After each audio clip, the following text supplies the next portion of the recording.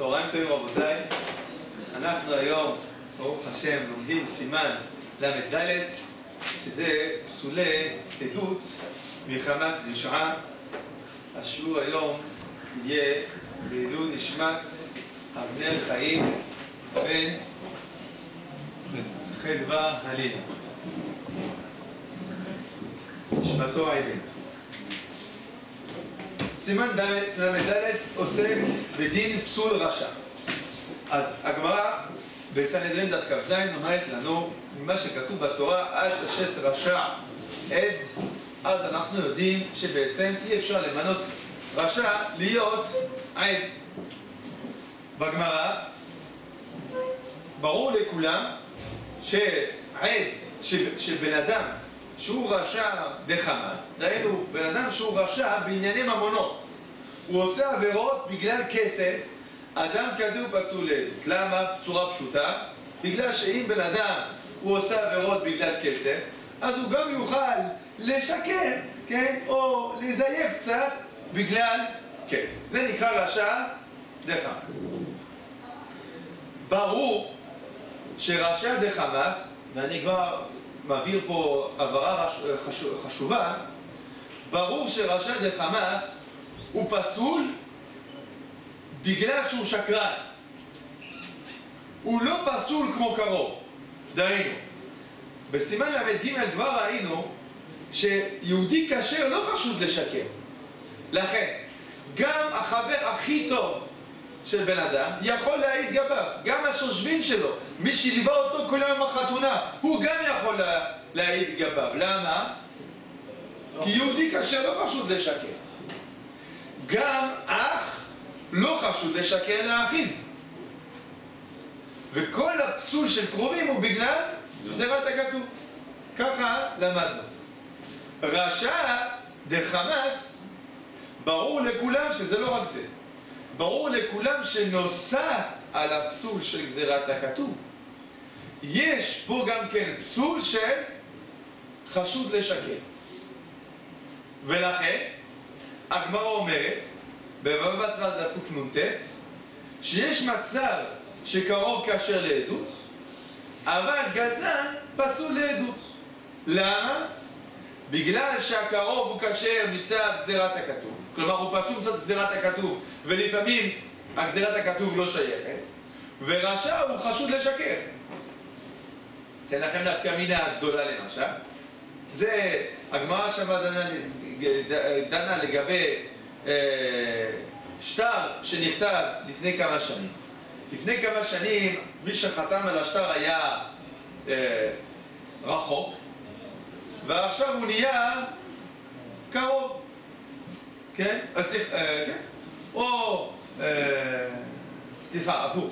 היה קרוב ואז עכשיו נהיה רחוק. היה רשע ועכשיו לא נהיה רשע. אז לפעמים בקרוב אנחנו נקבל את העדות, וברחוק לא נקבל את העדות. אני אתן לכם נפקא מינה יותר עקרונית. נפקא מינה זה לגבי עדות אישה. להעיד על אישה שבעלה מת. הקרובים כשרים לעדות זאת. מי פסול? גזלן. למה? כי הוא חשוד לשקר. חשוד לשקר. טוב. זה לגבי רשע דחמאס. עכשיו נחלקו אביי ורבא בגמרא. מה הדין של רשע שאינו של חמאס? האם רשע שאינו של חמאס הוא גם כן פסול או לא? אביי אמר הוא גם כן פסול בגלל שכתוב אל תשת רשע עד. וכתוב כל מיני מקומות שיש אנשים שהם רשעים, גם אם זה לא גזלן.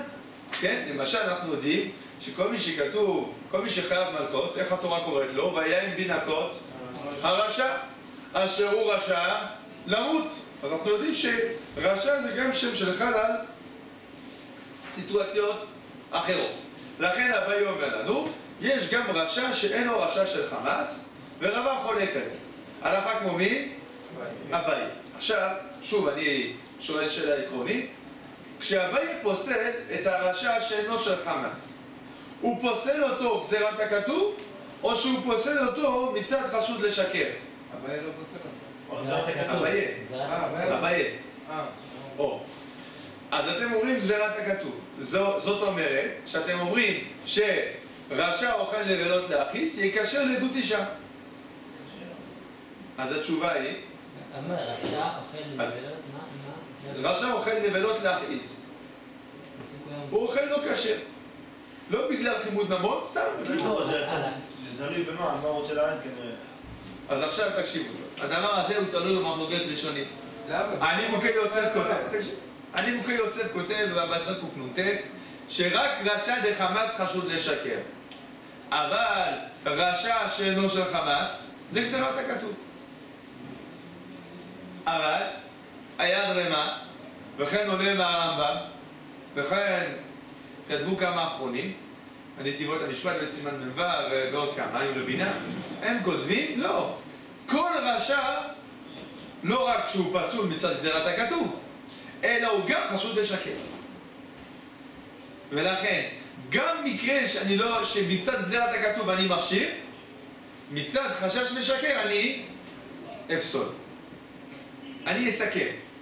בעצם ברשע יש שני פסולים. יש פסול גזירת הכתוב, כמו קרוב, אבל נוסף על הפסול של גזירת הכתוב, יש גם פסול של חשש משקר.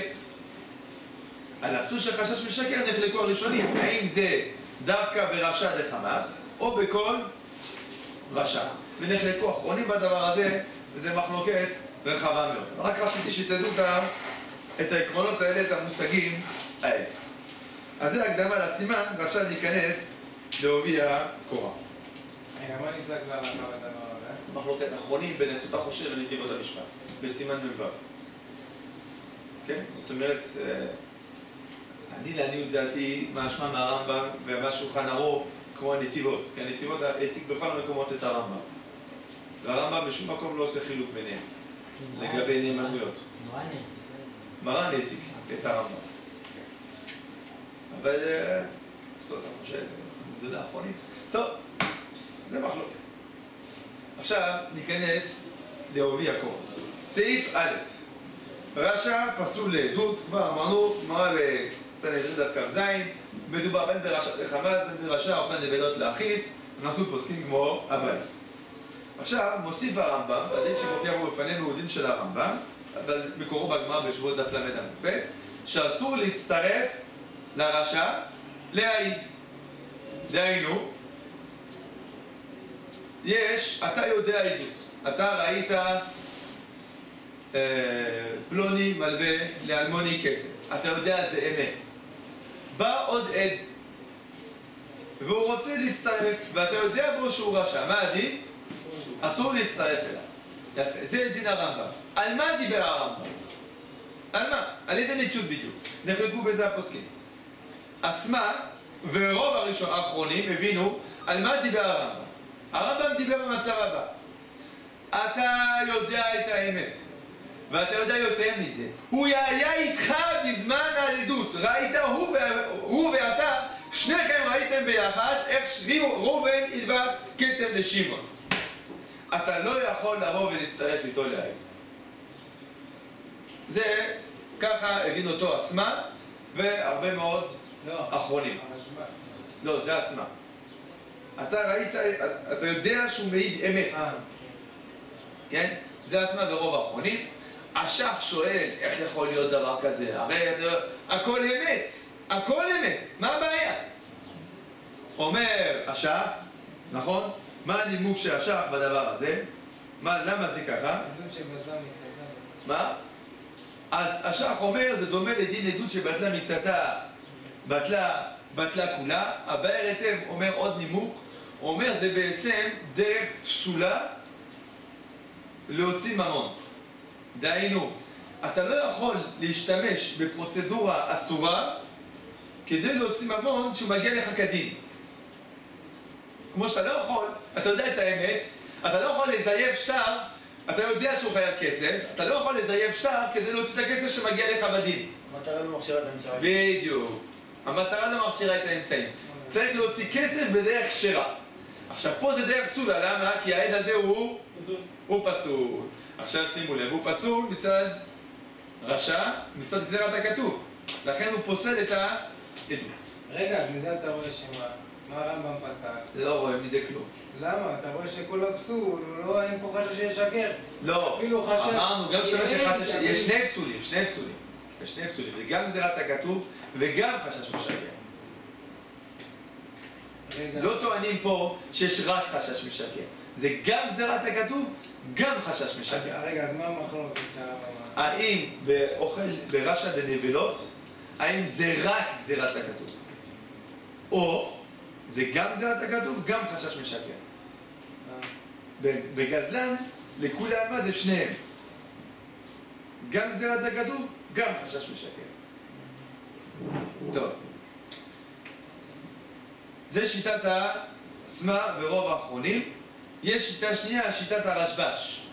הרשב"ש, הוא טוען, הוא ראשון, כן? הרשב"ש הבין ברמב"ם שזה לא הכוונה של הרמב"ם. אם אתה והוא ראיתם שניכם את העדות, הנה חינמי, תצטרף איתו תבוא תעיד. זה אמת, הכל נכון, הכל אמת. על מה נאמר שאסור לך להצטרף איתו? אם אתה לא יודע אם הוא ראה את העדות. אתה לא יודע. כי מתי שהוא משקר, אבל זה אסור להגיד אותו. מה? הסיבה? שאני אסביר מה הסיבה שלו. יש מותר לך שלא להגיד לדיינים שהוא פסול. או, אז התשובה, אני אסביר אתה מה... יודע שהוא לא משקר. שאלה טובה מאוד. מה הבעיה? זה פשוט. ראית אותו הוא אומר אמת, למה לא להצטרף? לא ראית זה קשור, אותו. תגיד לדיינים הוא אומר אמת, אבל הוא פסול. לא, ראית אותו אבל שהוא רואה את העדות, אין לך חשש משקר עכשיו. לא, אז עכשיו, אבל לכאורה הוא שואל על גזירת הכתוב שהוא פסול. אז נכון, זו שאלה גם על רב. אבל גזירת הכתוב, זה דווקא לא ייתן חשש לשקר. לא. תשובה. למה? אני ככה אפשר להגיד. אז אני חייב משהו אחר. אז תשובה, הדבר הוא כזה. כל עוד יש שיטה של אטומים, וזו שיטה מאוד חזקה בהלכה, שכל עוד שלא התקבלה עדות לפסול אותו, הבן אדם הזה הוא לא נפסל. לכן, עכשיו, אתה יודע שהוא רשע. אף אחד לא יודע שהוא רשע. אתה יודע שהוא רשע. לא ידוע שהוא רשע. היות ואתה יודע שהוא רשע ולא יודע שהוא רשע, עדיין הוא לא בגדר רשע של גזירת הכתוב. אלא מה? אולי הוא רשע מצד חשש משקר. גם אם זה מצד גזירת הכתוב, עדיין מצד חשש משקר. תשובה? פה אתה יודע שהוא רע, זה לא חשש משקר. בסדר? ככה יהיה לפי הרשב"ש. איך זה שמותר לך בכלל לא להגיד את זה לבית דין אבל? מה? איך מותר לך לא להגיד לבית דין? כי כדי לפסול אדם צריך להיות שניים. כדי לפסול אדם צריך להיות שניים. אתה לא יכול לפסול לבד, אתה לא יכול לבוא להגיד לבית דין, ראיתי פלוני מחלל שבת. במקרה כזה, אתה יודע מה יהיה? מדובר פה במקרה מה?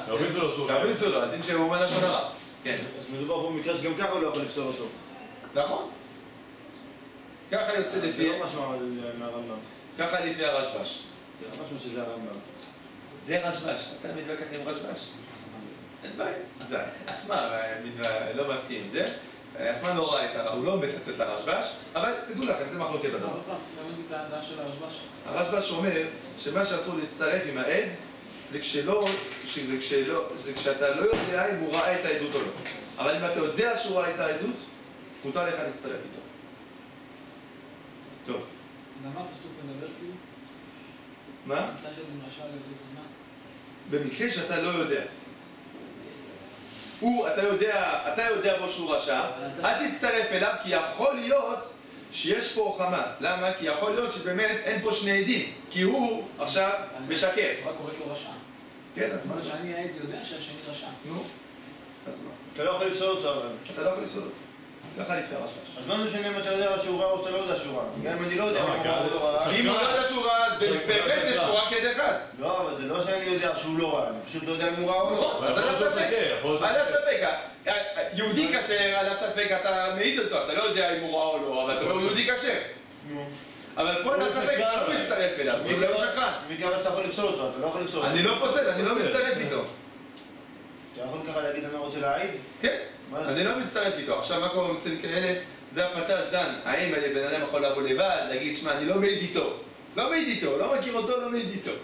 כן? יש גם אופציה כזאת. לא, בן אדם אסור לו. אבל אסור לבוא בתור כת עדים. זה הנקודה. טוב, עכשיו זה מביא אותנו לדיון בפרטאז' מאוד יסודי. הדין באדם שיודע בעצמו שהוא פסול. כלומר, אף אחד בעולם לא יודע שהוא פסול, הוא יודע שהוא פסול. האם הוא יכול לבוא ולהעיד? בסדר? אז... הוא עובר על לפני, לא? אז הקצות החושן אומר ככה, הכסות החושן אומר, זה לא פה, זה בסימן כ"ח, זה מופיע בפרטש הדיון הזה.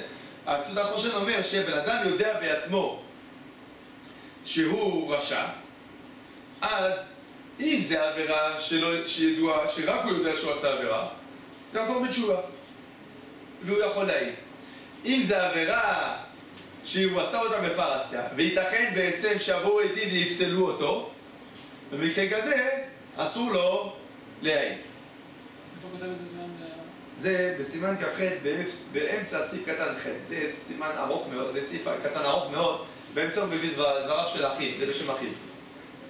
אבל רגע, אם הוא עשה תשובה, אז בעצם שהם ראו אותו, לא ראו אותו. מה? אם הוא עשה תשובה, גם אם רואים אותו, הוא עשה תשובה, נגמר. כן, אבל יכולים לפסול אותו, ואז התשובה היא תהיה על ידי זה שהוא עושה תשובה לפני שהוא יתקבל, זה לא עוזר. צריך קודם כל לקבל את העדות, ואז לעשות את החזרה בתשובה. טוב, זה שיטת הכסות החושן. אבל בקרובים, הוא אומר קרוב, הוא לא יכול להעיד. למה?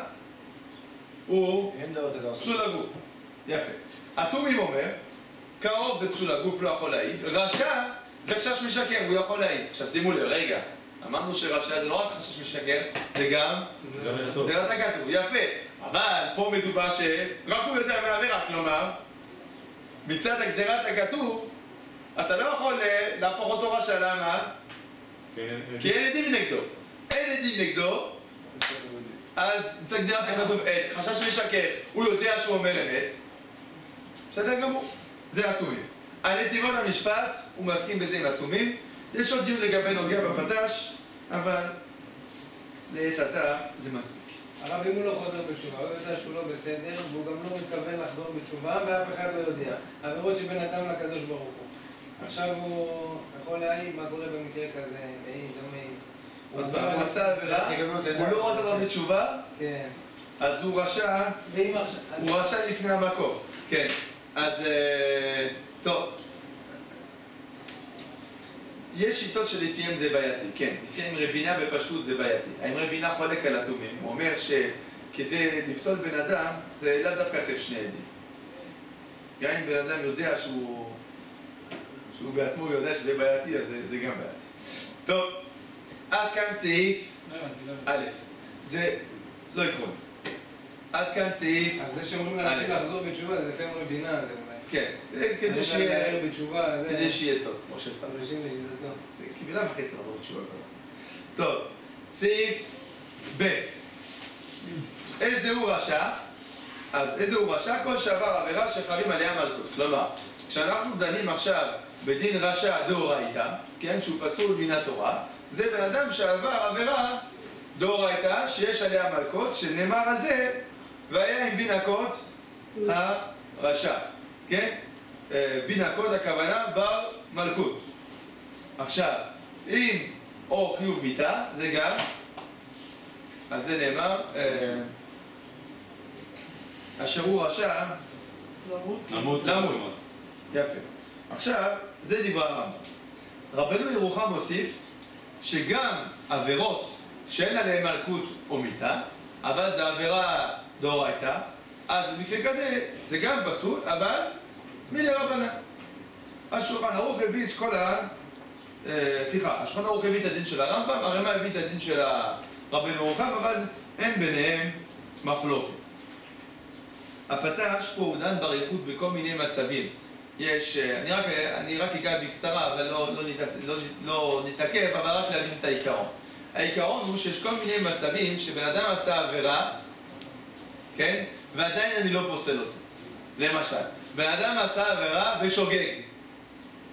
בשוגג. במקרה כזה הוא לא נפסל. בן אדם הוא עבר...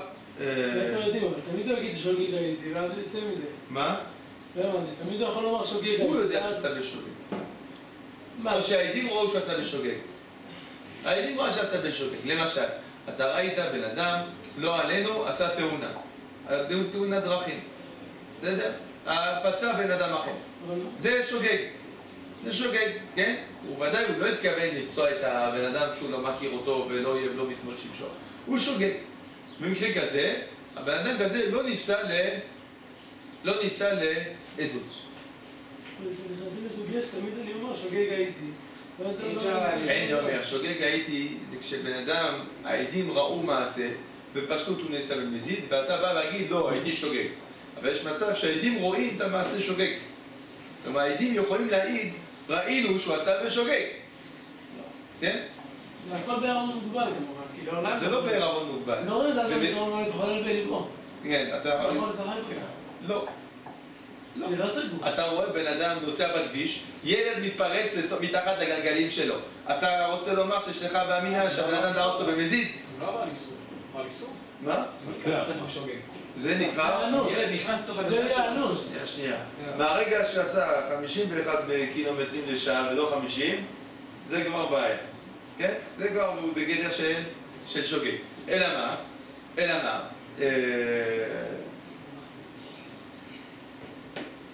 לגבי רשע, לא אוכל עליו שם רשע.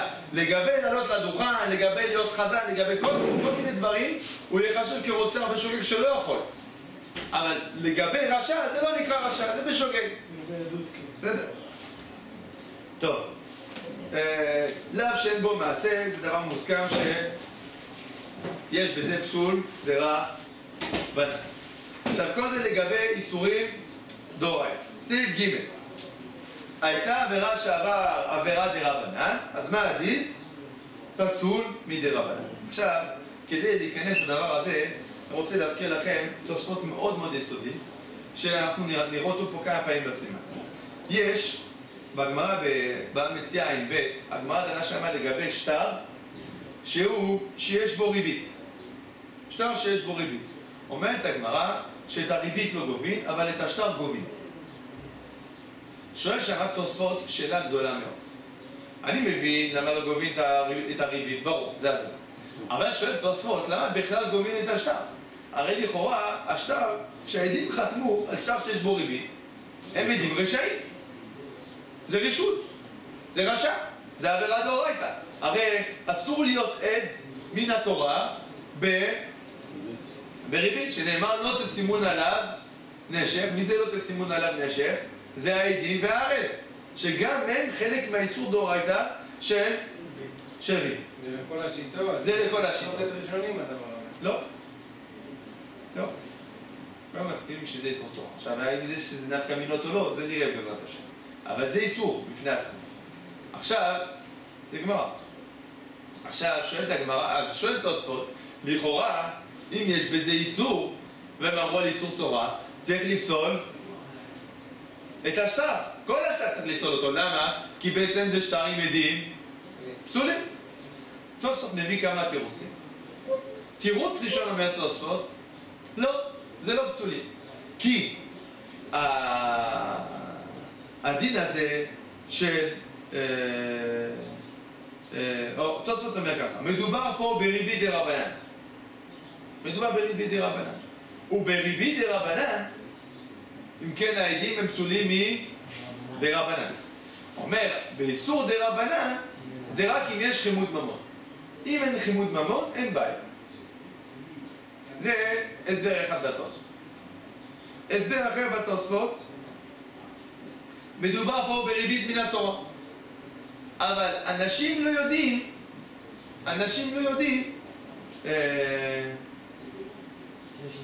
שיש איסור גם על העדים והערב. אנשים לא יודעים מזה. מה זה נותן את התירוץ הזה? מה? למה זה מסר את האחריות?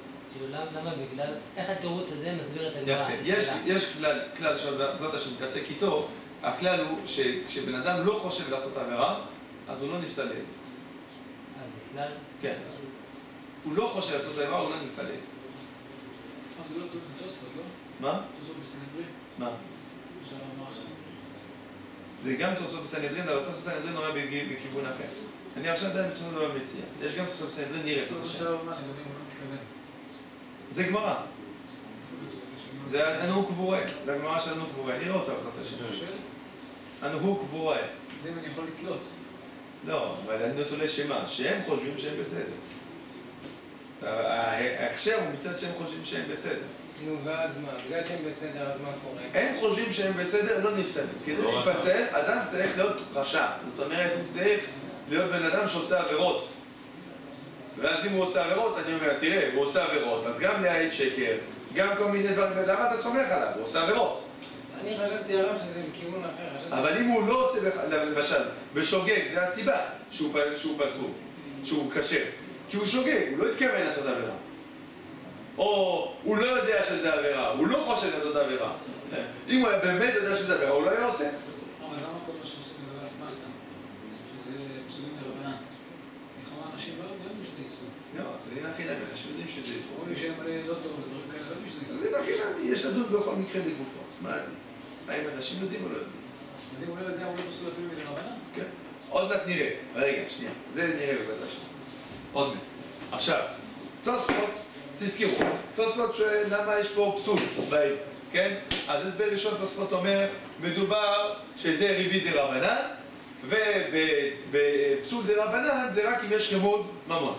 הסבר אחר אומר תוספות, בגלל מדובר בריבית דאורייתא, אבל מה? אנשים לא חושבים שיש בזה איסור, כן? להיות עד, כן? לא חושבים שיש בזה איסור להיות עד. יש תירוץ אחר בתוספות, מדובר פה שהיו אנוסים לחתום. וברמב"ן יש עוד תירוץ, מדובר שהריבית לא הייתה כתובה. כלומר, הריבית הייתה כתובה באותיות הקטנות, הילדים לא ראו את זה. טוב, על כל פנים, יש פה כמה וכמה תירוצים בתוספות. תירוץ אחד מהתוספות זה מה? שבדרבנן, אם אין חימוד ממון זה מותר. כל שאר התירוצים נוקטים בעצם שמה? שבדרבנן זה לא קשור יש חימוד ממון או אין חימוד ממון. באמת, כך מה שם ברמב"ם, שבכל כל איסור דרבנן, שיש בו מלכות, אז יש בו למה מלכות? דדומיה דדאורייתא. דומיה? דדאורייתא. כמו שבדאורייתא רק לאו שיש בו מלכות, אז הוא פוסל. איפה הרמב"ם כתב את זה? הרמב"ם לא כתב את זה? זה הפרי מגדים ככה למד ברמב"ם. כן, הפרי מגדים, זה גם משמע בגמרא, כי הגמרא מונה לך את כל הפסולים דרבנן, משמע שזה לא כל עבירה דרבנן פוסלת, אלא... במשנה? כן. רק פסול שיש בו קרוב ל... יש כל מיני דברים שהם בעייתיים. כן. אז עכשיו, איפה היינו? אז לפי התוספות צריך חימוד ממון, לפי הרמב"ם לא צריך חימוד ממון. שולחן ערוך כמו מי פסק? כמו הרמב"ם. הרמ"א פסק כמו מי? כמו התוספות. כן? כמו התוספות, כן. המקור של התוספות בגלל הגמרא במבט לך, שאיסור דרבנן שאין בו במצע, איסור דרבנן שאין בו חימוד ממון, אז אין... כן, זה דעה אחת בתוספות, כן. יפה. עכשיו, סעיף ד' זה הגמרא שהזכרנו לפני כן, כן? בן אדם שלא חושב לעשות עבירה. הסיפור היה ככה, יש אנשים שהלכו וקברו את המת ביום טוב ראשון, הם חשבו שמצווה גדולה עשו. באו חכמים ונידו אותם, שעברו על איסור לקבור את המת ביום טוב. הם חשבו למה מנדים אותם, בכלל שלהם ככה שכר ועתיד לבוא וזה. טוב, אז אומרת הגמרא, אותם אנשים לא נפסלו לא, ואז הגיע עוד חג ועוד פעם, הם עשו את זה. בסדר, לא משנה עכשיו, אבל הנקודה היא, חכמים אומרים לנו שלא נפסלו לעדות. למה לא? למה לא? כי הם חשבו לעשות מצווה. יפה. אז הריב"ש רק העיר על הדבר הזה, שאפילו תולים, במקרה שיש איזושהי סבירות שזה מה שקורה, אנחנו תולים, גם אם הרבה אנשים יודעים שיש בזה איסור. אבל אם סביר להניח שיש אנשים שטועים בזה, תולים בזה. השולחן ערוך פסק את הדין, והרמ"א הוסיף את דברי הריב"ש. הריב"ש כותב בפירוש שאם זה דבר שרוב העולם לא קוראים בו, אז לא אומרים לבו הנסוך. נכון? ככה הוא כותב. נראה, תראו, את הדברי הריב"ש, מה שמטפל בזה, זה הסימן סעיף כ"ד ברמב"ם. סעיף כ"ד אצלנו זה לשון הרמב"ם. הרמב"ם, יש פה כמה מציאויות, בעזרת השם נערב בדין הזה. כן? מתי תולים? כן? האם כשרוב העולם, מיעוט העולם, יש כמה דיונים ברמב"ם. אני אומר מצד הריב"ש. הריב"ש מסביר את הרמב"ם. לכן אני אומר, נראה את זה בסעיף כ"ד, שזה ממש הנושא של הסעיף. בינתיים אנחנו נזכור את היסוד החשוב, שכשבן אדם לא מתכוון לעשות עבירה, זה לא נפסל. לא נפסל. גם מדרבנן? מה? עוד רגע, כן? עוד רגע. עכשיו, בדבר הזה צריך להעיר חשוב. מתי אנחנו אומרים, תשמע, הוא מתכוון כך וכך? האחרות העיר אומר, זה, אם הוא לא נמצא בפניך, אז תתחיל לתלות שאולי הוא הבין שזה מצווה וחשוב. אבל אם הוא נמצא בפניך, אז תשאל אותו. כן? אבל רוב האחרונים לא הסכימו עם החרות העיר. אומרים, מה פתאום? אתה רוצה לומר שהוא יגיד לנו, הייתי רשע? אין אדם משים את עצמו רשע? אז אפילו להגיד על עצמו שהוא עשה בכוונה, לא מקבלים את זה. כן? מה? כן. אני טוען נגדו, אני אומר לו, אתה היית בסדר. אני לא הייתי בסדר. הוא לא נאמן. הוא לא נאמן. אין אדם משים את עצמו רשע. אתה אומר לי שאני יכול לתלות. בסדר, הוא לא נאמן לעשות את עצמו רשע, אין בעיה. יפה. אבל אתה... אז הוא לא פוסל את עצמו? אתה נותן לי כנגדו לתלות שהוא היה בסדר? כן. אז הוא לא פוסל את עצמו. אני לא מבין את זה. זה. תסתכל, רבי הוא עקיבא לא הגיע. נאמן על עצמו, בסדר. אבל- תסתכל, רבי עקיבא הגיע. אבל לפחות מראה את בסעיף ד'. לפחות מראה את התולים. תסתכל גם בפתש בסעיף קטן כ"א, יש פה פתש חוזר על היסוד הזה כמה וכמה פעמים, ויש בזה ראיות מהגמרא, אבל אני לא רוצה להרחיב בראיות מהגמרא, אבל ככה יוצא מהגמרא ומהתוספות בצורה ברורה. אין אדם לא נאמן לפסול את עצמו. בסדר, הוא לא נאמן לפסול את עצמו, אבל לפחות... אז הוא קשה. אבל לפחות להרע את התולים שלו. לא, אז הוא קשה. אם הוא לא מראה את עצמו, אז הוא קשה. לא, אבל הכל אומר שהוא עשה לא בסדר. כל המציאות... אנחנו מניחים שהוא עשה בסדר. עכשיו הוא בא להגיד, אני לא הייתי בסדר. לא מאמין. הוא לא מתכוון למציאות כזאת וכזאת, איך אני אומר? הם התכוונו למצווה. בדיוק. לא.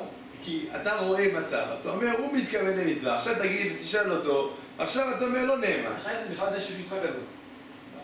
הוא לא נאמן, זה תראה, אתה שואל, מה שקשה לך זה לא זה. מה שקשה לך זה הדין של אדם משים את עצמו רשע. זה מה ש... אני מבין את זה שהוא לא מוציא את עצמו רשע. מה פתאום? אני רק לא מבין את זה. איך אתה מבין את זה? היה רצח, בא בן אדם אומר, אני רצחתי. מה פתאום? לא נכון, אתה יהודי כשר, אתה צדיק. יש לנו כלל.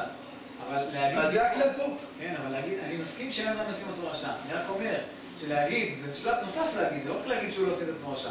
זה גם להגיד שאף על פי שהוא לא עושה את עצמו רשע, שזה עד כדי כך חזק, שכאילו הוא לא אומר כלום. כן. זה הכלל. הוא לא אומר כלום. אנחנו לא חוששים, לא אומרים טוב, נשים אותו בכלא מספק, לא נגיד, אתה יודע, תשלם קנס מספק, אם כבר אתה אומר, לא, כלום, נקי, זר, כבד עולך. זה דעת רוב האחרונים, יש לך את האחרון צעיר, ככה, אבל זה לא הסכמת הפוסקים. טוב, עוד דין שמופיע פה ברמה, דין שמופיע במרדכי, שמי שמרים ידו לחברו להכתו, אז גם הוא נקרא רשע. אסמא אומר, זה מדרבנן, כן? כי ודאי שהפסוק הוא אסמך תה. למה היה צריך להשמע את הדין הזה? לא, להגיד שהוא פסוק מדרבנן. זה להגיד לך שאפילו שהוא לא עשה שום דבר, הוא פסוק מדרבנן. גם בית יוסף כבר אומר שזה מדרבנן. באמת, אבל כל איסור דאורייתא הוא פסול מדרבנן. כן, אבל זה לא איסור דאורייתא, להרים ידו על חברו בלי להכותו. למה? הוא כותב מראה עיניים אפילו שהוא איסור דאורייתא, מכל מקום, אחרי שאין במלכות, אין לו פסול אלא מדרבנן. אז הוא כן אומר שמאירת עיניים הוא סובר שהאיסור הזה היא מדאורייתא. מה אתה קורא? אני קורא את מאירת עיניים על הדין הזה. מטביע ידו על חברו להכותו, פסול לעדות מדרבנן. יפה. הוא כותב אפילו שהוא איסור דאורייתא. זאת אומרת, מה החידוש? כן, שנייה רגע. אתה תמשיך. אתה קורא את אסמא? מאירת עיניים. כן. מכל מקום, אחר שאין במלכות, אינו פסול, אלא מדרבנן. תמשיך. בית יוסף ובמרדכי ברק החובל, סיים בזה, לפסול לעדות ולשבועה, עד שהשם ברשעון יקבל עליו דין, אפילו לא תבעו זה אלא אז אולי תראה, למה אני שואל כאן אצלי?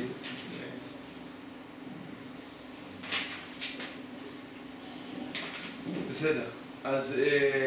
מה בא להוסיף כאן? לא, הוא בא לומר שזה גם, הוא בא לחדש לך שזה גם זה נחשב. טוב, הוא כבר נתן כלל קודם, כל מה... זה חידוש לומר שזה דאורייתא, קודם כל. גם הדבר הזה לומר שזה דאורייתא, רק מרים ידו, שזה דאורייתא, שזה לאו דאורייתא. כן, זה חידוש, כן? כשהבאר היטב חולק, אז זה אומר שהכל אסמכתא.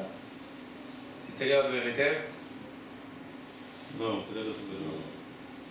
כתוב כמוהו. כן, תדע. טוב, אז... אבל גם אני... טוב, בפשוט זה הכל אסמכתה. זאת אומרת, ודאי שזה לא... להגיד שזה לאו דאורייתא זה חידוש גדול מאוד. ככה הוא מתחיל במצב קטן לפני הוא כותב זה אסמכתה. זהו, אז זכרתי ששמו אומר זה אסמכתה. לא, כן. לא, אבל הוא אומר, אסמכו ההקראה שנאמר... יפה, זאת אומרת, זה לא לאו באמת מן התורה, זה לא לאו גמור. זה חידוש להגיד. אף על פי שהוא איסור דאורייתא, מכל כן. מקום, אחרי שאני... בפשטות זה לא איסור דאורייתא, זה לא לאו דאורייתא, זה איסור, זה לא לאו. איסור לא. זה לא לאו, זאת אומרת, זה לא כתוב בתורה, לא תרים ידו על חברך. כן. אם כבר אתה רוצה להגיד שיש, מה האיסור, אולי זה איסור עשה.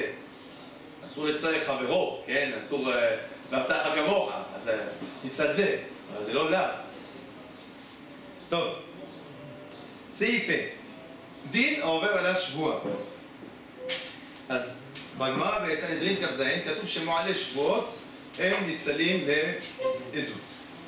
עכשיו בגמרא בשבועות דף מ"ה כתוב ששבועת העדות זה מובן שזה פסול מן התורה. וגם שבועת פיקדון, כופר בפיקדון זה גם פסול מן התורה. מה הדין עם שבועת ביטוי?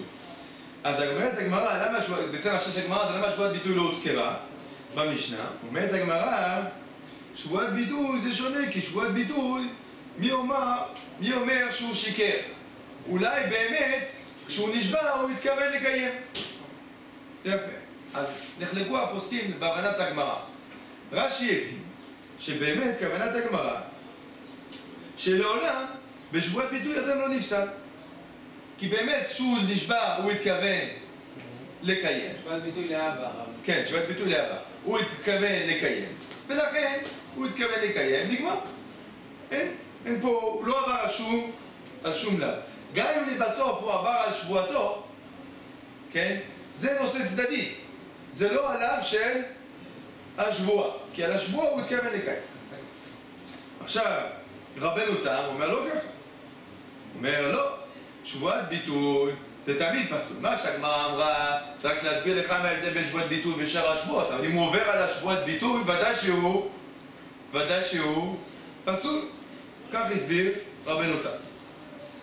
הריבש חילק. בוא נראה, נדון לפי העניין. אם הוא נשבע בלא לאכול בשר, והוא אכל בשר, והוא עבר על שבועתו בקום ועשה, אז במקרה כזה הוא לוקה. לכן במקרה כזה אני אומר הוא פסול מן התורה.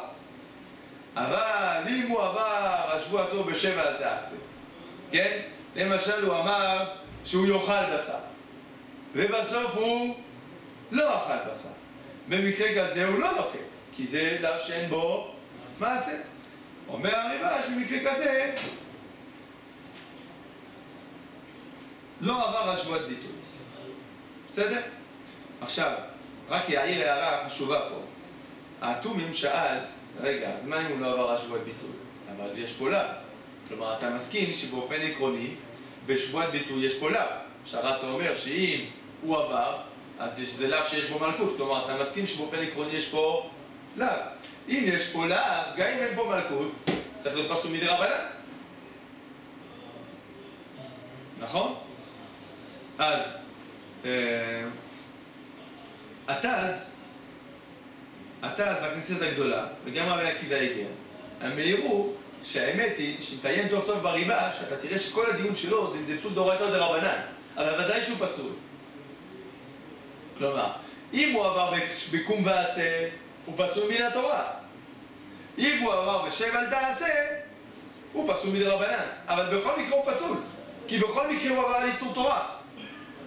רק שלפעמים גם יש מלכות, אז זה פסול מן התורה. לפעמים זה בלי מלכות, לכן זה פסול רק מדרבנן. אבל פסול הוא ודאי פסול. בדעת הריבש אומר את זה? כן. כן, בדעת הריבש וכך משהו בתוך הריבש עצמו, זה מה שנראה רבי עקיבא הגיע. מה המקור לזה שמי שעובר עליו, שאין בו מעשה, מי שעובר עליו שלא לקים עליו הוא פסול מדרבנן, מה המקור לזה? זה רבנו ירוחם כתב את זה. אבל הריבש בא להכריע בעצם בין רש"י ובין...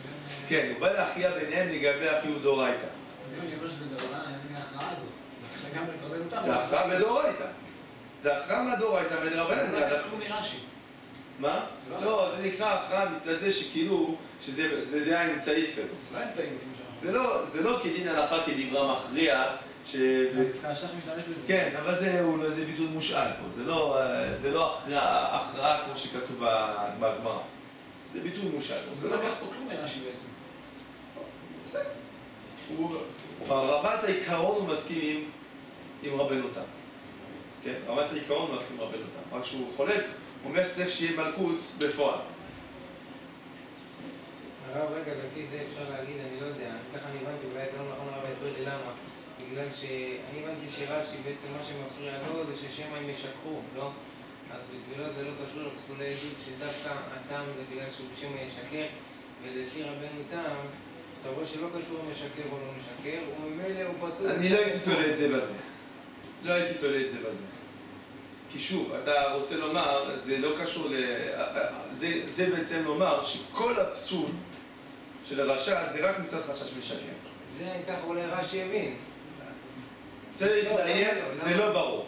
זה לא ברור. אבל עכשיו כמו אביי ודאי שלא ככה. זהו, בגדול לא... לא, גם אם אומרים כאביי זה גם לא, ודאי לא ככה. זה לא פשוט. זה רחב, אני לא רוצה להיכנס בזה. יש כמה שיטות. אבל אמרתי לכם את השיטות המרכזיות. יש גם שיטות שמבינים שכל פסול רשע הוא רק מצד חשש משקר. ככה גבורות הרים, במכות דף עמוד ב' ככה הוא תופס. לדעת מי זה? ככה הוא תופס בהבנת הגמרא. וככה משמע מיד רמה. ככה משמע מיד רמה. ככה משמע מיד רמה. שכל הפסול של רשע זה רק מצד חשש משקר. אבל זה לא הדעה המרכזית, לכן אמרתי יותר לפי שולחן ערוך, זה לא משמע ככה. לפי שולחן ערוך משמע שיש גם גזירת הכתוב, גם חשש משקר. נכון. מה, אחרי בשר בחלב. לכן אני אומר, לכן הלכתי לפי השולחן ערוך, כדי לא... בואו לא נכיל יותר מדי, נתפוס את העקרון. טוב. אז מה ראינו עכשיו? ראינו, כן, עובר על השבוע, רש"י, רבנו תם, ריבש, שולחן ערוך הביא גם רש"י וגם רבנו תם, סתם יש אומרים, והשאר והסמר הביאו את הריבש. עכשיו, עוד הערה, שפה מופיעה ברמה, דין מי שעובר על חרם הקהל. אז התוספות בשבועות, מ"ו עמוד ב', הם כתבו שמי שעובר על חרם הקהל, הרי הוא פסול לעדות. זה כמו דין מי שעובר על השבוע. זה תוספות שבועות מ"ו עמוד ב'. לא, הרמ"א לא כותב את זה. מה? כן, הרמ"א מביא את זה פה. זה מופע בשולחן ערוך. שולחן ערוך כולם. לא, דברים שהביאו הקהל. מדעת הסתם, מדעת רבנו תם. בסדר, כן. זה קשור לשיטת רבנו תם. לא יודע, אני זכרתי זה, אבל זה רמ"א. זה שולחן ערוך, בסדר, צודקים.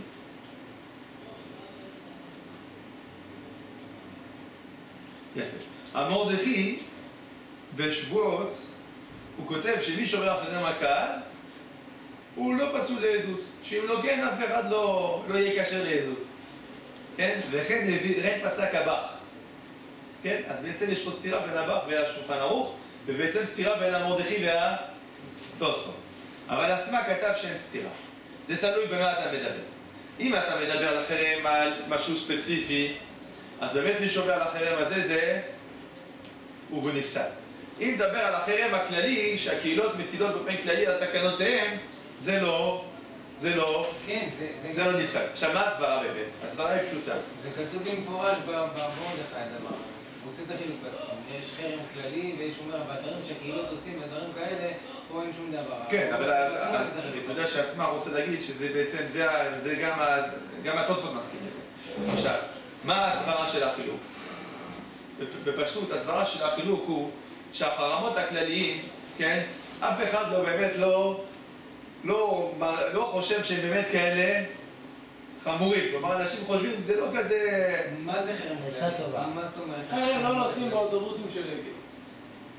לא, זה לא זה. זה דווקא, זה גם לא חרם כזה מדובר. זה פרטי. כן, לא, וזה גם לא חרם כזה מדובר. כן, אתם מדברים על להחרים, מה שנקרא יום להחרים, זה לא זה. חרם הקהילות זה לא זה. חרם הקהילות, הכוונה שמטילים חרם. חרם זה כמו שבוע. זה כללה. זה כללה. כן, כללה על מי שיעשה כך וכך. עכשיו, יש חרם שיש קולפידיאס הקהילה, 4,000 חוקים, ובסוף כתוב, וכל החוקים האלה הם תחת חרם הקהילות. בסדר, נו. אנשים לא מרגישים מחויבים ברמה כזאת לכל יש לפעמים, יש משהו ספציפי, ואומרים, עושים חרם על הדבר הזה כי יש פה משהו חמור. מה? מה זאת אומרת? זה לא חרם... זה נקרא החרמה, זה כלי כלכלי, אל תבלבלו בין המושגים. כמו שהם החרימו את אל על, שהם טסו לשם. כן, החרימו את אל על, בדיוק. כשמחרימים את אל על זה לא אומר שנקרא חרם בהלכה. זה לחץ כלכלי. זה לחץ כלכלי. כן. זה נכון שמי שמוחרם גם עושים לו את זה, אבל זה לא הנקודה של ההחרמה. ההחרמה זה קודם כל כללה, כן? אבל אדם צריך לבוא לבית דין, לבקש להתיר את החרם, הוא צריך להתנהג כמו מנודה, הוא צריך להתנהג כמו אבל, יש לו אסור לדבר, להיכנס איתו בתוך 400 שלו, לדבר איתו. זה אם זה על בן ספציפי, אני אומר מה קורה אם זה על מקום. אז לכן, זה לא שייך במקום. זה מה שנקרא, זה לחץ כלכלי, זה מה שאתה עושה פה. כן?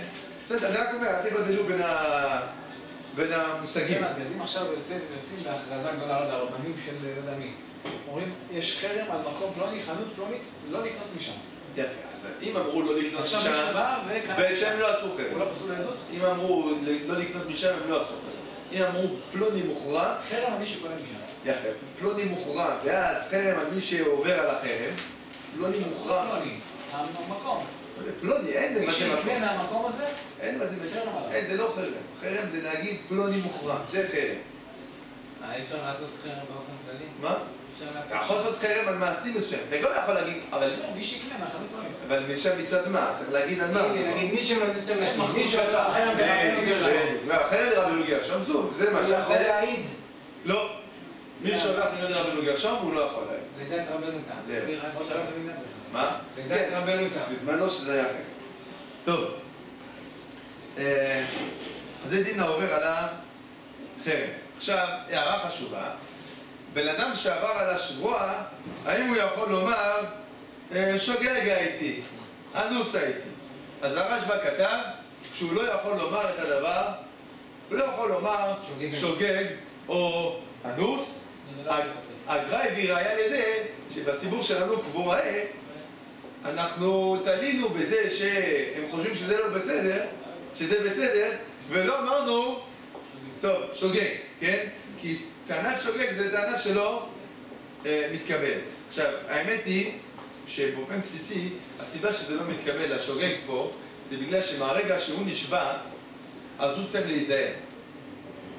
לכן שוגג פה לא תופס. יש מצבים ששוגג כן יתפוס, נראה בעזרת השם, אבל במצב כזה שהוא נשבע, מה פתאום הוא נשבע ואחר אומר שוגג? היית צריך לזכור, נשבעת שלא לאכול, נשבעת לאכול. כך אתה אוכל, אתה אומר, שוגג, שכחתי. הוא חשב שבדבר מסוים, זה משהו אחר.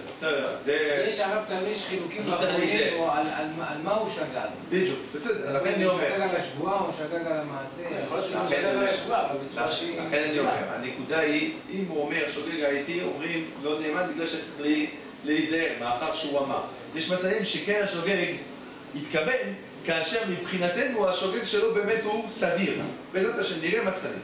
כן? פה שוגג כזה לא סביר. כי מהרגע שנשבעת, כן? השוגג שלך לא סביר, נשבעת, היית צריך להיזהר. הטענה של שוגג לא מתקבלת, היא לא גבילה. כן. עכשיו פה, אני רוצה להגיד, גם לדעת הרשב"א, שהלכה למעשה, אם העדות רחוקה, אז להגיד שוגג הייתי כן יהיה. יפה, יפה. כי זה בעצם, זה במקרה כזה יכול להיות טענה הגיונית, כן, טענה הגיונית, עבר זמן, שכחתי מזה. אבל גם בזה חולקים עליו, כן? הנתיבות המשפט.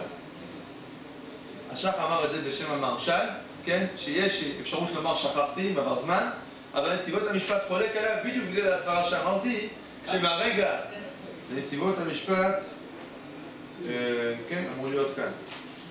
אז הנתיבות הוא חולק בגלל שהוא אומר זה מילתא דרמיה, א', היה צריך להיזהר. טוב. סעיף ו'. סעיף ו' זה דין טבח שיצא מתחת ידו טרפה, שהוא נפסל לעדות, זה גמרא בסנהדרין דף כ"ה.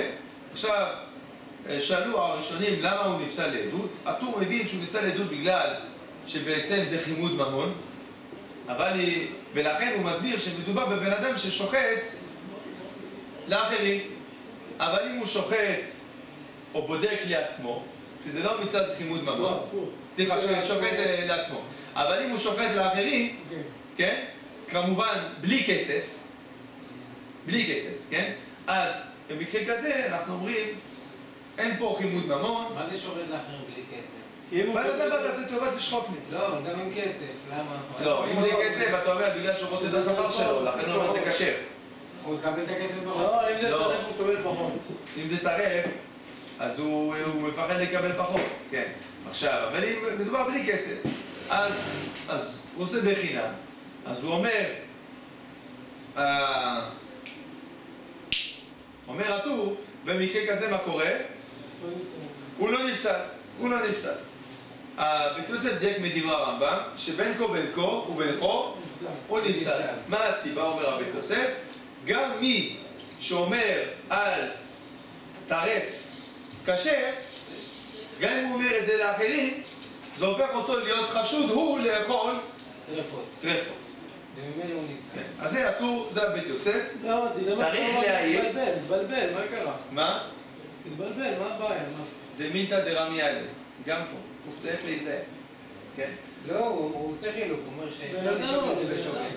מה? הוא אומר אפשר לתלות את זה בשוגג. מי אומר קצת את זה בשוגג? לא הבנתי. לא, הוא אומר אותו בנם שחושדים אותו, גם לפי הרמב"ם, אתה לא יכול לחשוד... הכסף משנה מסביר מה שהסברתי עכשיו, כן? הכסף משנה מסביר שזה החשש שהוא אוכל בעצמו ולכן הוא נפסל. גם אם זה לאחרים ואין פה נגיעת ממון. בסדר? עכשיו, שולחן ערוך הוא סתם את הדברים, משמע שזה... בכל מקרה. כן? משמע שזה בכל מקרה.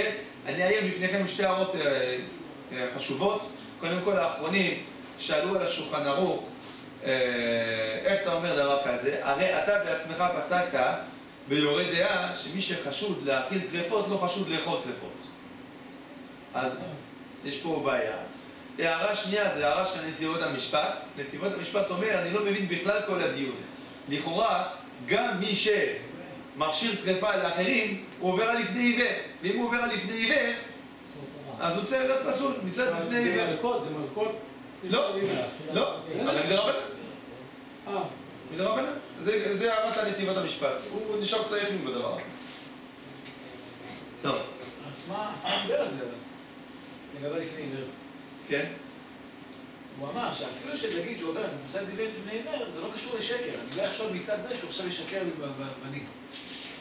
כן, אבל זה לא מספיק. אנחנו יודעים שוב שזה לא דווקא שקר. גם מצד גזירת הכתוב.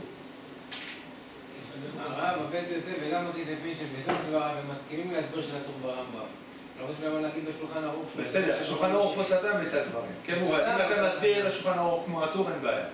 כן, כי הוא מודה לו, גם הבית יוסף בסוף הוא מסכים להסבר גם בכסף מישן. אין שום בעיה. אם אתה מסביר את השולחן ערוך כמו הרמב"ם, לומר שזה דווקא בשוחט לעצמו, אין בעיה. אבל סתימת השולחן ערוך לא משמע ככה. מה זה הכסף משנה הדבר הזה? כן. שאפילו שזה תגיד שלפני לא נותן לשאול, אבל לפני זה לא נחשב להגיד שקר. כן, אבל שוב, כמו שאמרנו, זה... הכסף מישן לא נראה לי אומר את זה כל כך. טוב. רבותיי, תסתכלו נתיבות המשפט כאן, וגם יש רבי עקיבא ייגש לדן בדבר הזה. טוב, סעיף ז' דין גנב וגזלן שפסולים לעדות, זה כבר דיברנו על זה. עכשיו, כתוב פה שאף על פי ששילמו, הם עדיין בפסולם כל עוד שלא חזרו בתשובה. עכשיו, מי אמר את זה? זה הרמב"ם. הרמב"ם כתב שצריך שני דברים, גם החזרת העמוד, גם חזרה בתשובה. הטור אמר, הוא שואל את עצמו, רגע, אם החזירו את הכסף, למה צריך ונסע בנוסף חזרה בתשובה? מה סיבת הדבר הזה? אז אומר הטור, כנראה מדובר שהחזירו את הכסף בכפייה. ולכן צריך חזרה בתשובה. אבל אם יחזירו מעצמם, היא חזרה בתשובה. הבית יוסף אומר, לא ככה, לא נכון. אני צריך שאם יחזרו בכפייה, ברור שצריך תשובה. אבל מה שהרמב"ם רוצה לומר, שגם אם יחזרו מעצמם, עדיין צריך חזרת הכסף. למה? כי רשע דחמאס, כן? אני צריך לדעת שבאמת הוא... המידה נתקנה, לא המידה. כן, שצריך באמת שחזרה תשובה גמורה. לכן אולי כשהוא רק מחזיר את הכסף, אולי זה רק תשובה לפנים. אני רוצה לדעת שעשה תשובה באמת אמיתית. עכשיו, רק צריך לדעת בדבר הזה, שבדברי הטור יש פה לכאורה סתירה. שהרי כאן הוא כתב שבאמת, אם הוא מחזיר את הכסף זה מספיק.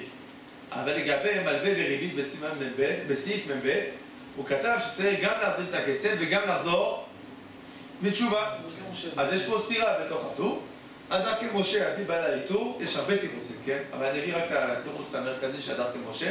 על פי בעל האיתור הוא מחלק בין מי שרגיל ומי שלא רגיל. מי שמלווה בריבית, הכוונה הוא כל הזמן מלווה בריבית. אנחנו צריכים לדעת שהיה פה חזרה בתשובה אמיתית.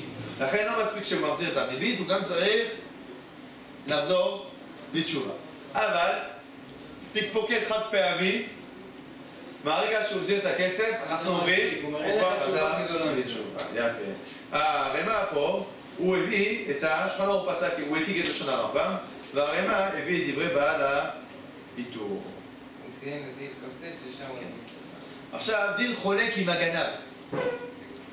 הריב"ש כתב שהחולק עם הגנב אין לו פסול. כן? זה מה שכתב. התומים הקשה על הדבר הזה. למה חולק עם הגנב אין לו פסול? הרי גם הוא חשוב כגזלן. אז יש פה טיעונים באחרונים, האם באמת חשוב כגזלן או לא, מחלוקת סוד ונתיבות. אבל, תסתכלו בגר"א, הגר"א כותב, הסיבה שהחולק עם הגנב פטור, אומר הגר"א, הוא שולח לנהוג קבוראים. הוא שולח לסוגיה של הנהוג קבוראים. כלומר, הוא מבין שבעצם באופן עיקר הדין היה מקום לפסול אותו בגלל שהוא גם סוג של גזלן. אלא מה? אנשים לא חושבים שזה כזה חמור לחלוק עם מה הגדר של החולק עם הגנב? בן אדם שבא ותכננו ביחד פעולה, הוא עושה את הכל מסביב, והוא רק זה שגונב. זה גניזה בזכות. אז זהו. חולק עם הגנב, גנב, אחר כך אומר בוא תקבל במבה. לקחתי במכולת, בוא תקבל במבה. לא שלחת אותו, כן? אתה נותן לו? כן. זה באמת, זה נשמע לא... זה לא נשמע לאנשים שיש בזה עבירה. כן, הוא אמר. לקחתי... זה ברור, אם הוא לא יודע אז הוא שוגג, אז אין פה כלום. מדובר, לקחתי במכולת קרבן בה. כן, זה באמת נשמע לא... זה חולק עם הגנב. לאנשים זה לא נשמע שיש בזה עבירה. לכן, זה מה שאומר הגר"א, לכן זה קשה. קצת קשה להגיד את זה בסברה. למה? מה שהגר"א אומר, שאנשים חושבים שזה לא בסדר. לא נכון, זה נשמע הגיוני, זה לא שותף. מי יודע שזה אסור? מה זה אותו גנב, אבל אתה... זה בעיה שלו. אני לא יודע לעשות לפני שזה אסור. אומר לך אל תשאל, גנבתי את זה שמישהו בוקר, מכבד אותך, מה? זה גזל, אתה אוכל גזל, זה לא בן אדם. אנחנו לא מדברים על אנשים כמוך, ששתולים בבית השם, שהם ילמדים, שדין פרוטה כדין 100. מדברים מה שנקרא אינצ'ה, כן? הקבוראי האלה, זה אתה יודע, יהודים טובים כאלה. אתה יודע מה שאומרים באינטרנט ולוקחים. הם לא חושבים שזה כזה חמור, זה הכל. אתה לא היית מעלה לדעת שאפשר לקרוא ביום טוב. היית אומר, מה? חפירה? זה לא הנאה של הלבון נפש? היית כבר מוצא 20,000 סיבות לאסור את זה. כן, הם אומרים, מה? מת, זה כזה חשוב, בוא נקבור אותו. הרב, מה הבעיה? מישהו פורץ אינטרנט, אומר לחבר שלו, בוא, רוצה להיכנס למייל שלך? פורץ מישהו לאינטרנט, תכיר. אומר לו, בוא כנס למייל. טוב. מה הבעיה? זה בדיוק זה. טוב, למה? וזה לא נשמע טוב. רבותיי, סעיף חץ, דין עד זומם, אז עד זומם הוא פסול לעדות, למפרע, זה המחלוקת רבה בספר כ"ז, והלכה כאביי. עכשיו, סעיף ט'. איפה חטא נעלם? חטא זה עד זומם. סעיף ט', עד זומם בשטר, האם יש עד זומם בשטר, אז הר"ן מביא בזה מחלוקת בין הריף והאריזה. יש הרב צריך את המציאות, שהרב זמן את המציאות פה. הכוונה, יש עד שחתום בשטר, ובשטר יש תאריך מסוים. כן? אוקיי. ואז באים ואומרים, איך יכול להיות? באותו תאריך הייתם איתנו במקום אחר. זהו. אז השאלה אם הוא נעשה זומם, על ידי חתימתו בשטר. או שהוא יכול לומר, מה פתאום? התאריך הזה לא שמתי לב, זה תאריך לא נכון, טעיתי. לא שמתי לב לתאריך, זה לא בתאריך הזה, יש טעות בשטר. בסדר? זה מחלוקת. ריף ורז"ן. ככה מסביר הר"ן. לפי הריף, עד, יש אפשרות לעשות זומם, אז כמובן צריך להגיד שבשטר כתוב חתמנו בזמנו. כי אם לא כתוב בשטר שחתמנו בזמנו, אז זה בלי להגיד טעיתי, אפשר לומר, השטר, כתבנו אותו, איחרנו. זה שטר מאוחר, כן?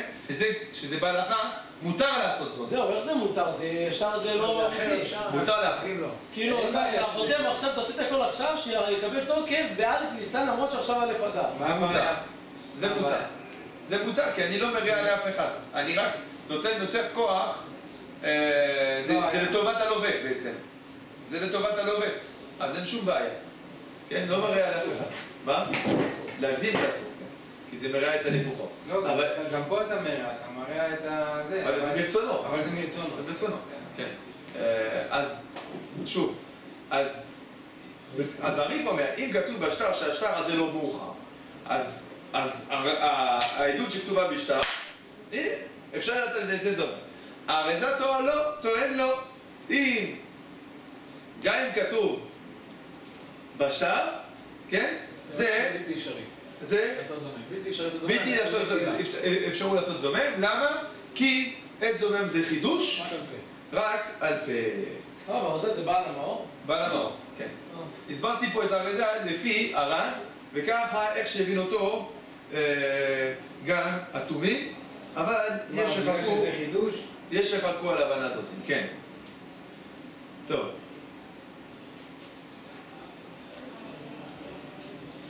זהו בשביל סעיף זה. סעיף י'. סעיף י'. רגע, אבל לא רוצה להגיד את השח? איזה שח? לגבי... השח אומר שכולם סוברים כמו הרזה. אז זהו, טוב. אתם רוצים את השח, נגיד את השח. לא, סתם. השח, והרבה האחרונים אומרים שבאמת אין מחלוקת בין הרזה והריף, והרזה, מה שהוא התכוון לומר שאין דין זומם בשטר, הכוונה רק לגבי עונש. העונש ועשיתם לו כאשר זמם, הוא לא נאמר בעדות שבשטר. אבל הנה החינמי, הפסול של עדות, זה כולם מסכימים שאפשר לפסול אותו לעדות מצד עד משקר. אבל הרב, כמו שהם מבינים מהשח, איך הבעל לתת מצדד השח, שבשטר לא מחייבים לדין זוממים לסוד הגוף הממון, ולזה הסכים השח. אי אפשר לעשות אותו זומם. מה? כאילו כפשט הרזה, רק שהשח מסכים איתו. לא, זה לעניין עונשין. לא מחייבים לדין זוממים לסוד הגוף הממון. זה מצד עונשין, שוב. טוב, תסתכלו רבותיי, אבל זה המחלוקת. בכל אופן, תזכרו, הר"ן תופס שזה מחלוקת בין הריף והארזה בדבר הזה. טוב, סעיף י' המלווה בריבית, דין המלווה בריבית. אז מי שמלווה בריבית הוא פסול לעדות. זה גמרא מפורשת, זה משנה מפורשת ברשימה של הפסולים. השאלה פה, וגם הלווה וגם המלווה שניהם פסולים. השאלה פה זה מאיזה דין הם פסולים. הרמב"ם, הטור, רוב הראשונים הבינו שהם פסולים מן התורה. אם זה ריבית דאורייתא פסולים מן התורה, אם זה ריבית דרבנן פסולים מדרבנן. התוספות במקום, בסנהדרין הם כתבו שהם פסולים מדרבנן. למה? כי האנשים חושבים שזה בסדר. לכן הם פסולים מדרבנן. שניהם. מה? גם המלווה גם הלווה. יפה. אז שזה יהיה מותר. באיזה ריבית? ריבית דאורייתא? ריבית דאורייתא. אנשים לא יודעים שיש איסור ריבית. מה? הם לא יודעים, כן? ככה טוען תוספות. איך לא יודעים? כנראה גם פעם זה היה מקובל. כן, תוספות, כן. הרבה אנשים לא יודעים מזה. הרבה אנשים לא יודעים מזה. הנימוקי יוסף מחלק. אומר, המלווה זה דאורייתא. הלווה הוא באמת לא חושב שהוא עושה איסור, לכן הוא זה רק דרבנן. טוב. שנייה, עכשיו אם אנשים חושבים שטות מותר. שנייה, עוד מעט נחזור לזה, זה בדיוק בסעיף הזה, נתעסק יותר בזה, מה זה הסברה הזאתי של חושב שזה בסדר. עכשיו, לגבי הערב והעדים, כן? אז בעצם העדים, דיברנו על זה, זה 3 שיטות בתוספות, נכון? האם עדים של שטר, שיש בו ריבית, הם פסולים או לא? תוספות שאלו למה זה לא נפסלו. 3 תשובות בתוספות, נכון? תשובה ראשונה, זה בלי לימוד ממון, כן? תשובה שנייה, מדובר לא משמע לאנשים שיש בזה איסור. ותשובה שלישית זה הנושאים, והרמב"ן מביא עוד תשובה שזה, שוב, שזה לא ברור בשטר שיש בזה ריבית. אבל שימו לב, השולחן, לפי התירוץ הראשון, העדים גם כן, העדים הם כשרים בגלל שאין בזה חימוד ממון. יפה. לפי ההסבר השלישי, הם כשרים למה? עכשיו, רגע, לפי ההסבר הראשון, אם זה היה ריבית דאורייתא, אז היו פסולים. הנה חינמי, רק בגלל שזה ריבית דרבנן, אומר תוספות, במקום חימוד ממון, שאין חימוד ממון, אז אין איסור. אבל אם זה הריבית דאורייתא, מה שם מתוספות, שעדים של הלוואה בריבית דאורייתא מהדין, פסולים. ועוד שלפי התירוץ השלישי, שזה מצד לא משמע לאינשה, כן, שיש איסור על העדים, אז זה כאשר אפילו אם הריבית הוא דאורייתא. השולחן ערוך, האם הוא הזכיר את הדין של העדים? והרי? לא. לא. משמע שמה? שהם כשרים. שהם כשרים. הנה חינמי, וכן הוא פוסק לקמן בסימן נ"ב. כן? סימן נ"ב. עכשיו שימו לב, זה מאוד הגיוני, כי השולחן ערוך בעצם, הוא לא פסק את התירוץ הראשון של התוספות.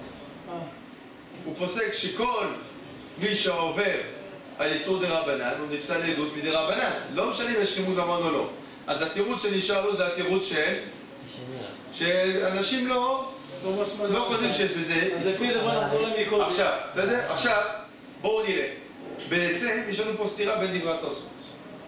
כי בתוספות לגבי מלווה בריבית, תוספות אומר, הסברה שאנשים חושבים שזה בסדר, זה מוריד מדאורייתא לדרבנן. לכן אומרים שמלווה בריבית זה פסול מדרבנן. למה? כי אנשים לא יודעים שיש בזה איסור. ואז מה? ואז זה דרבנן, לא דאורייתא, אבל זה דרבנן.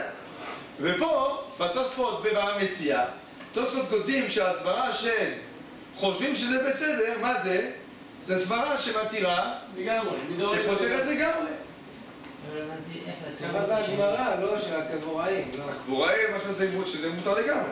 שהם כשרים לגמרי. כן. התירוץ השני, איך זה מוריד מדאורייתא לדרבנן? לא, התירוץ השני הוא אומר שזה לא מוריד מדאורייתא לדרבנן, זה כשר. מוריד מדאורייתא לאפס. זה לגבי העדים, זה מה שכתבת לעשות לגבי עדים, נכון? למה העדים כשרים שם? למה השטר כשר? אף על פי שהעדים חתמו על שטר שיש בו ריבית, לכאורה העדים פוסלים את השטר. אומר תוספות, בגלל שהעדים לא חושבים שיש בזה איסור, ולכן הם כשרים. אם כן אתה רואה לפי תוספות זה, שהמחשבה שאני לא עושה בזה איסור זה לא פוסל בכלל. בעוד שהתוספות בסנהדרין, לגבי מלווה בריבית כתבו, שהמלווה בריבית, בגלל שהוא חושב שזה בסדר, אז במקום להיות פסול תורה הוא פסול דרבנן.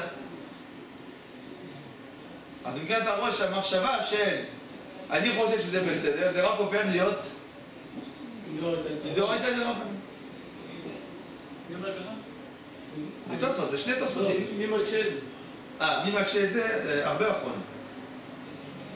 עכשיו נגיד לכם, מי שיקשה בזה, התירוץ המרכזי בדבר הזה, זה תירוץ הבח.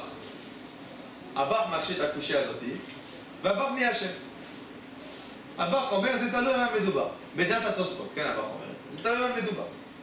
אם מדובר בעבירה שיש בה מלכות מן התורה, אז המחשבה הזאתי מורידה מדאורייתא לדרבנן. לכן, המלווה בעדים, המלווה בריבית, הוא, באופן עקרוני, אם הוא היה יודע על האיסור, מה הוא היה חייב?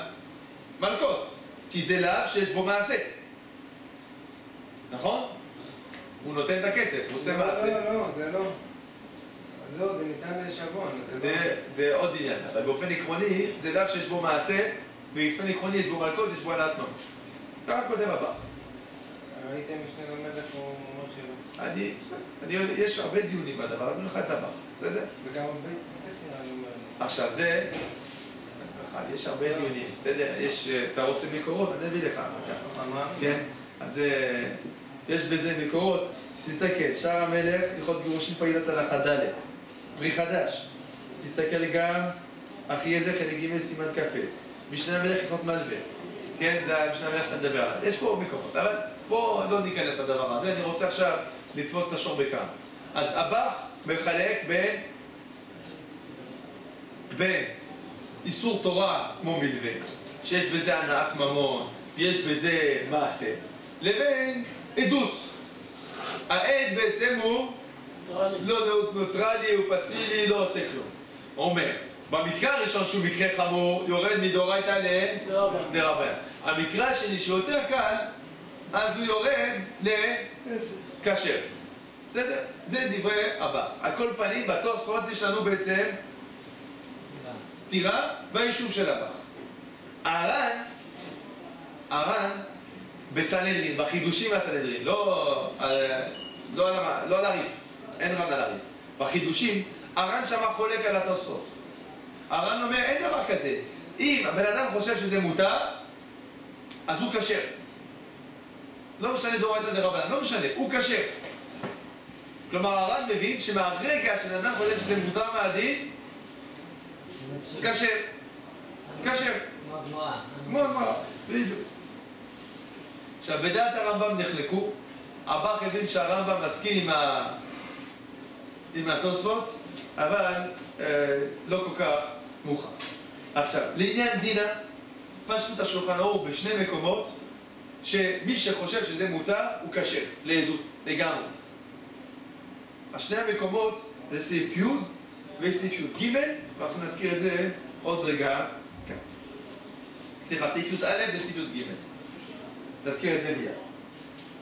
אז, לכן שוטט לשולחן ערוך בפסול זה כמו הר"ן, שמהרגע שלאדם חושב שזה מותר זה כשר. מה הראיה? סעיף י' מלווה מעות יתומים בריבית. מה הדין? עכשיו, נחלקו בדבר הזה. אמור נכי כתב שמי שמלווה מעות יתומים בריבית, הוא חושב לעשות מצווה, אבל זה עבירה. לכן הוא פסול מדרבנן.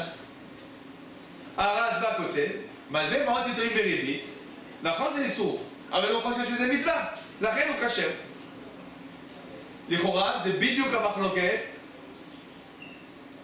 בין הר"ן והתוספות. כמו מי פסק השולחן ערוך? כמו הרשב"א. הוא כתב, המלווה מעות יתומים בריבית, כשר. למה? כי הוא לא חושב לעשות עבירה.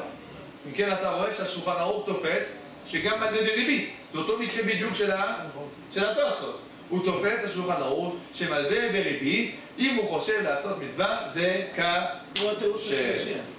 אבל באופן העקרוני מלווה בריבית זה דאורייתא, לא דרבנן. כן, זה דאורייתא, חייב. מלווה בריבית. יפה. אז איך התוספות אומר שכל אלה שזה משנה עם דרבנן?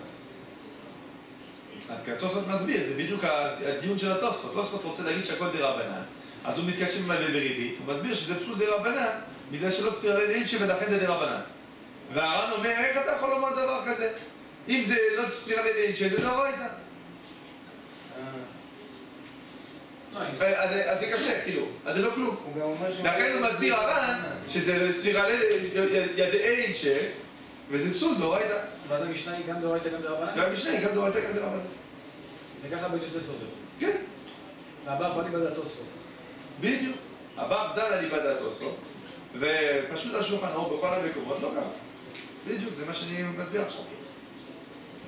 סעיף י"ב.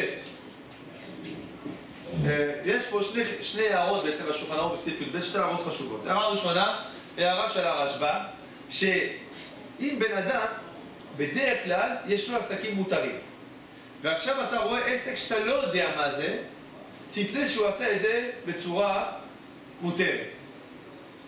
כן, למשל, בן אדם שכל הזמן מלווה, אבל בדרך כלל הוא מלווה לגויים בצורה מותרת. פתאום אתה רואה הלוואה, אתה לא יודע למי הוא הלווה, תגיד שהוא הלווה לגוי. בסדר? אל תפסול אותו מספק. דין שני, דין של הריב"ש, אדם גדול, אתה תולה בו.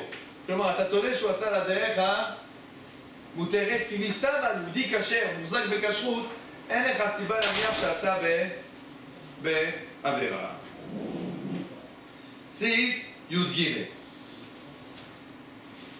סעיף י"ג עוסק בכמה דברים, וקודם כל נחזור בעצם לעניין שראינו מקודם. סעיף י"ג עוסק בדין חמסני. חמסני זה גזלן לדברי. מה זה חמסן?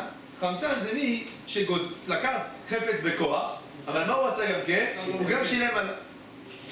עכשיו, מה הדין של החמסן? אז הגמרא אומרת שהחמסנים בהתחלה היו כשרים, אחר כך פסלו אותם. נשאלת השאלה, למה בשלב ראשון החמסנים היו כשרים? בסדר. הרי לכאורה עובר על איסור גזל. עובר על איסור לא תחמוד. עובר על איסור לא תחמוד.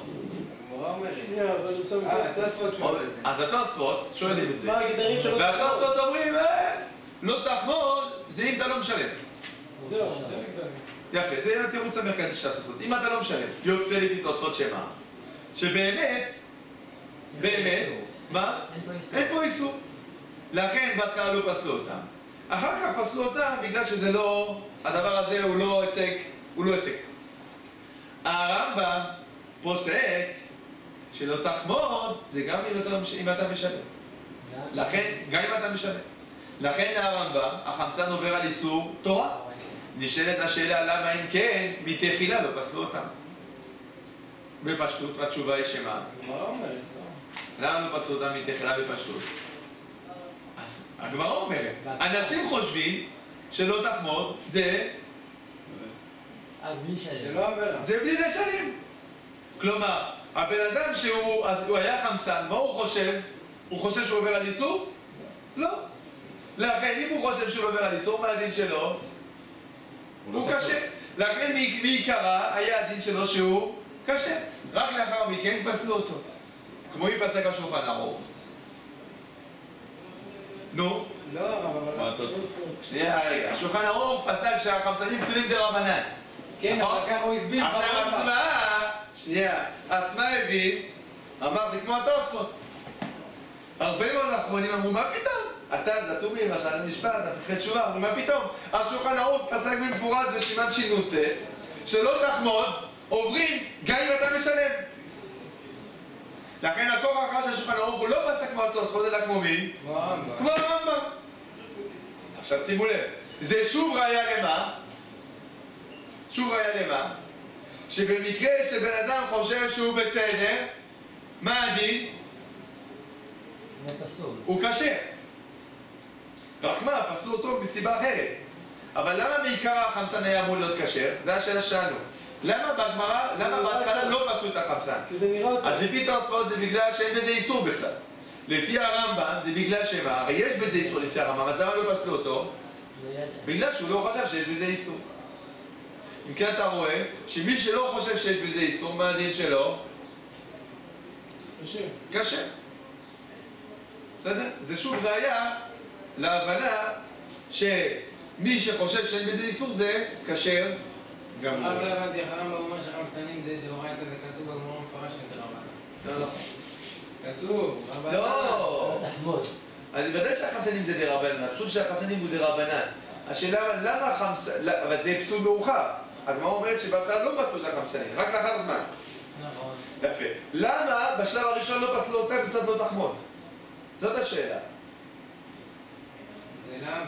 זה לאו, לא תחמוד בכלל, זה לאו. זה לאו שלא תחמוד, אבל אין בו מלכות, לא? נו אז מה, אז פסול מדי רבנן. אני לא צריך לפסול. בסדר, אז הוא פסול מדי רבנן. זה שלב מאוחר. פסול מדי רבנן. לא, זה שלב מאוחר. זה לא הולך לפי הכללים הרגילים. כלומר, זה דבר שחכמים תקנו בו תקנה ייחודית. אבל לולא התקנה היה אמור להיות כשר. שאלה, רגע, למה? גם לולא התקנה, לפי הכללים הידועים בפנינו, אמור להיות פסול.